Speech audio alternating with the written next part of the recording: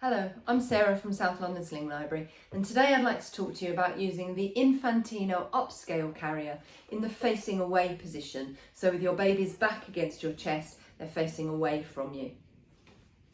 This position generally is useful from around about 4 or 5 months, once your baby's got rock solid head and neck control. They can't guard against the movements of your body in quite the same way when they're facing away from you as they can when they're facing towards you. So you want to make sure they've got that rock solid head and neck control. You also want them to be tall enough so that the body panel of the carrier isn't stuck up under their chin and could compress their airway. You want it ideally to sit kind of at the top of their chest. So yeah, generally it's the 4 or 5 month mark. The facing away position is really only going to be comfortable up until a maximum of 10 or 12 months. In this carrier, to be honest, I don't think it's going to last very long at all. Maybe up to about 8 months. But if you're comfortable and you're ticking your safety boxes, then it's absolutely fine. What I would say is the carrier companies that do the facing away position the best, even they have a time limit on the facing away position. They suggest you use it for 15 to 20 minutes at a time.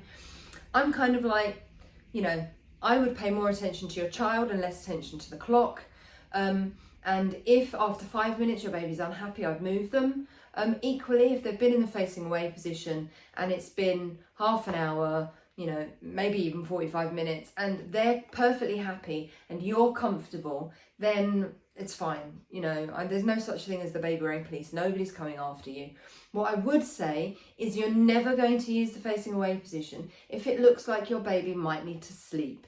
If they look sleepy, they need to turn to face you, because the risks to their airway of falling asleep in the facing away position are just too high. So if they look sleepy, they need to turn around to face you so they can rest against your body as they sleep. So what I'm going to do, taking this carrier, you want to make sure that you've got the seat on the narrow setting. So pull it in at the sides on that webbing to narrow the seat. What you're then going to do is take that waistband, tip it in towards you and put it up around your natural waist, clipping up behind you and pull to tighten. Now, I don't know about you, the back clip, I've got tiny little T-Rex arms. I can never get the back clip done up behind me. So what I tend to do is find my back clip. I'm going to slide it down that piping so it's not all the way up at the top. I'm not wearing it on the back of my neck. I'm not comfortable like that. So I'm going to slide it a good 2.5, maybe even 3 inches lower than that on both sides. And then I'm going to do that clip up in front of me where I can see it. I know it's the right length because if I fold those shoulder straps and put them on my body, the shoulder pads sit in the midpoint on my shoulders and this strap is taut. So I know that's the right length to have the strap. If somebody else had been wearing the carrier and it was either much tighter or much looser, so for example, if I pick that up, I know that that's not going to fit me. Look, those shoulder straps are right out on the edges of my shoulders. I'm not going to be comfortable. So I need to tighten it to bring them in to around, it's a bit too small now. There you go, shoulder straps in the midpoint on my shoulders with this strap taut. Okay, so I'm then going to completely lengthen those shoulder straps. Just leave a little bit for me to be able to grab hold of to tighten it. Same on the other side, completely loosen, just leaving a little section. That gives you this sort of shape, yeah? Then I'm just going to double check the seat by squishing it in. And I'm going to grab my baby. This is Charlie. I'm going to hold my baby in that seated position. So their knees are up and their bottom is down. And their bottom is just in front of the edge of the carrier there. I can then roll that carrier around Charlie's body. Pop my hand in and hold under Charlie's bottom there. Then finding the back clip, which is now risen up in front of me, I can then chuck that over my head, put my arms in like a jumper.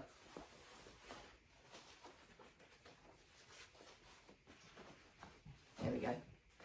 To tighten the carrier, I'm going to find this webbing at the front. I'm going to follow it backwards. That leads me to the bit of strap that I left hanging down. To get it moving, I can pull down. Once it's moving, it really wants to come forwards.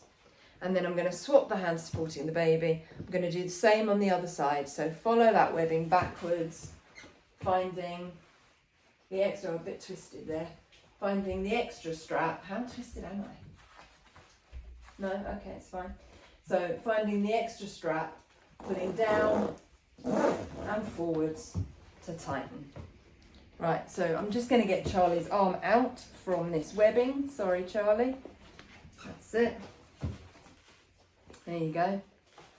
Oh, I can then take the bottom of this carrier and just pull out slightly so that it cups Charlie's bottom a little bit better. What I want, ideally, is that seated position. What you're going to find with this carrier is you can start with the best will in the world, start with that nice seated position. What's going to happen is the baby is going to straighten their legs, straighten their pelvis, and they're then going to arch their back and their weight's going to start to pull away from you. So what you're probably going to want to do on a fairly regular basis, pop your hands under their thighs and just tilt their bottom away from you. Get them back into that seated position. But this carrier doesn't tend to hold them there particularly well. Charlie's also got a very short torso, so they're honestly a little bit short to be facing in this position. I would want them to be a little bit taller, but yeah, Charlie's just got a really short torso, haven't you? But hey ho. Oh, they're a demo doll and they don't have an airway, so it doesn't really matter. Your baby, ideally you want them to be a little bit taller than this. You don't want the body panel to reach their face.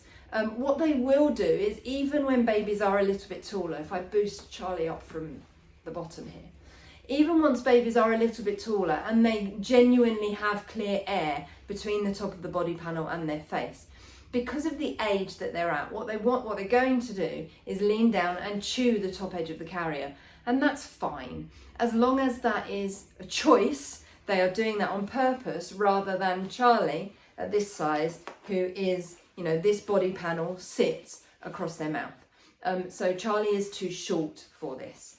But the next size demo doll I've got is the great big, I'm not, you know. So safety wise, again, making sure the carrier is not obstructing their airway, ideally is sitting at the top of their chest. Trying to get them in that seated position, just for you in terms of comfort, having them in that seated position is more optimal. You want to put your hand on the baby's forehead, do a little dip forward, and make sure you can't feel their weight pulling away from you. If you can, support their weight and tighten a little bit more, and then try again. That's much better. I can't feel Charlie's body weight pulling away from me.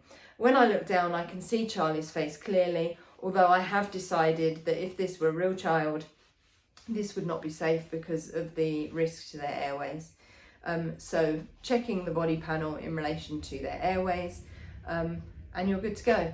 As I say, short periods of time. I would always save the facing away position for times when there's a lot going on that you want to talk about with your baby, like, you know, a trip to the zoo or the aquarium or an art gallery or the park to see the ducks on the pond, or those times when you're going to be spending a lot of time going, wow, look at that, rather than putting them in this position and then going to the supermarket where your focus is out there at everything else, not here, because you may start to miss cues like them getting tired when they need to turn around and face you. So yeah, save it for those times when there's stuff you want to talk to them about. So you're going to be engaged with them, you're going to be paying that extra attention. Generally, babies aren't that fussed by the facing away position. It's led by us as the carrying adults. Babies, when they're in this nosy phase, are actually often doing something called social referencing, where they want to see what you think about what they're seeing. So for example, you and me and our babies and my dog are all at the park. My dog doesn't like dogs, so she's having a raging hissy fit. Some poor dog in the park who's minding their own business. Your baby is like, what the heck is that? the first thing they want to do is look at your face. Now, let's face it, I own a Yorkshire Terrier. You won't even have noticed the noise and the kerfuffle. And so your face is completely relaxed, and your baby can judge by your face that my dog isn't something that they need to be scared of. That's just harder for them to do in this position. So I would keep it for short periods of time, but you know your baby better than anybody else. So as long as they're awake and alert, not overstimulated, not getting tired, and you're comfortable, then yeah, go for it. As long as your baby is taller than Charlie. To get this carrier off, I'm then going to support Charlie's weight. Because I moved that back clip down, I can now reach for it like a bra strap, undo, slip my shoulders out, and focus on holding the baby and lifting the baby clear of the carrier. I hope that helps. If you've got any questions, do chuck them down below in the comments section, and I'll do my best to get to them as soon as I can. Thanks a lot, and I'll see you soon. Bye.